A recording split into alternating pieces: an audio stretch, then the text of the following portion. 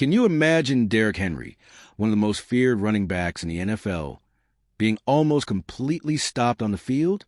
Well, that's exactly what happened. And John Harbaugh himself revealed how the Browns managed to shut down the king of runs with a plan nobody saw coming. What he shared breaks down every detail of the offense and defense that completely changed the game. Stick around until the end, because you'll see how the Ravens responded when their biggest player was contained and why the strategy could shake up the entire season. The Browns came out with a very clear message. Derrick Henry wouldn't be running the show. From the first snap, it was obvious. They crowded the line of scrimmage. Defenders were everywhere, right on the line, just waiting for the ball to snap. And the moment it did, they charged in as a unit, not giving Henry a second to gain speed. It was like putting a wall in front of him. John Harbaugh explained exactly how it worked. Well, they definitely had a bunch of guys at the line of scrimmage, and they were triggering the run right away. Those guys were coming downhill immediately, and they were all close to the line of scrimmage to start with. So that was the plan for them. We're not going to get beat by the run. That's smart. It's smart football, and they had success with that part of it. In other words, the execution wasn't just aggressive. It was smart, strategic, and designed to frustrate Henry on every carry. This kind of plan isn't easy to pull off. It requires discipline, quick read of play, and guts to take risks. Cleveland executed it to perfection. There was always a linebacker or safety near the line, ready to strike. The space Henry usually finds to break tackles simply didn't exist. He got the ball, and within seconds, 3 or 4 defenders were closing in. The result? What seemed impossible became reality. Henry, who had just torched the defense for 169 yards a week before, finished with only 23 yards on 11 carries. One of the most physically dominant running backs in the league was completely neutralized. And it didn't happen by accident. It was a result of a defense specifically built to stop him. More than just stopping Henry. The Browns sent a message to the rest of the NFL. Even the most unstoppable players can be contained if you have the courage and execution to pull it off. But does this strategy work every time? Or was it a unique case from Cleveland? That question leads us to the next point. What it means for Henry to end the game with one of his lowest outputs in recent seasons. After being neutralized by that aggressive plan, the stat sheet told a shocking story.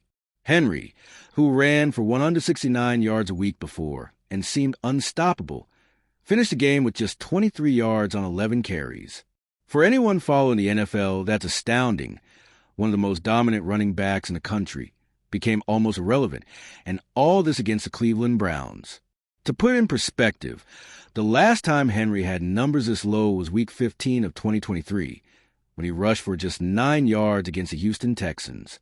In over a year of intense seasons, with defenses studying his every move, few have ever been able to put him in such a powerless position.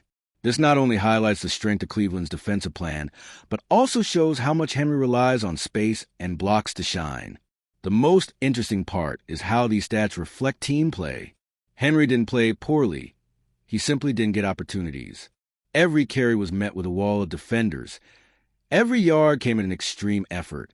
Even so, the Ravens maintained competitiveness and control, which leads to another point. How can a team still win when its main engine is blocked? This performance raises a key question for the NFL. If a well-executed plan can limit a player of this caliber, will other defenses start copying similar strategies? But as we'll see next, the Ravens showed they have strong alternatives and don't rely solely on Henry to win. If the Browns' plan was to stop Henry, the Ravens had to reinvent themselves, and they did it impressively. Lamar Jackson took command of the offense, distributing precise passes and keeping the pressure on. The team proved it's not a one-trick pony. When the run isn't working, they have other ways to attack.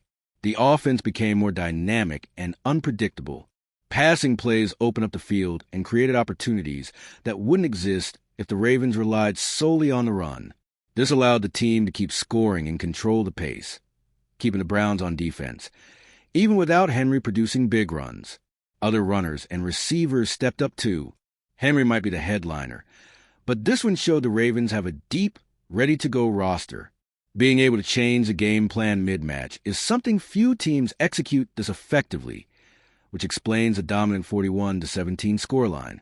This versatility didn't just save the Ravens in that game. It sent a clear message to the league. Underestimate this team because Henry isn't producing, and you're making a huge mistake. This adaptation sets the stage for the next point. How this one revealed Baltimore's evolving offensive identity. And if you, just like me, are passionate about the world of football and want to learn more about the Ravens' legacy, don't leave this video without sharing it with that friend who is also a Baltimore Ravens fan and will love this content. See those video suggestions on your screen? The first one was handpicked just for you, and the other is a recommendation from YouTube itself. Traditionally, the Ravens are known as a run-first team, leaning heavily on the ground game, but their performance against the Browns showed a new side. They can win in other ways. Even when their main engine is blocked, they have effective alternatives to control the game. This means the Ravens have become a more balanced offense. When Henry is contained, Lamar Jackson and others step up, creating explosive plays that force defenses to stretch out. This unpredictability makes the team much harder to defend and less reliant on a single star. It also boosts team confidence. Knowing you can win in multiple ways lifts morale and reduces pressure on any individual player. That's crucial over a long season, where opponents study every detail of your game. This versatility also sparks a strategic discussion. If the Ravens can win without relying heavily on the run, they become a more dangerous and adaptable team. And that brings us to our final point. Did the Browns, by stopping Henry, just hand the rest of the NFL a blueprint for dealing with him? The Browns' performance raises a major question. Did they just show the rest of the NFL how to stop Derrick Henry? By putting players on a line, attacking quickly, and denying him space, Cleveland neutralized one of the league's best backs. But does this formula work every time?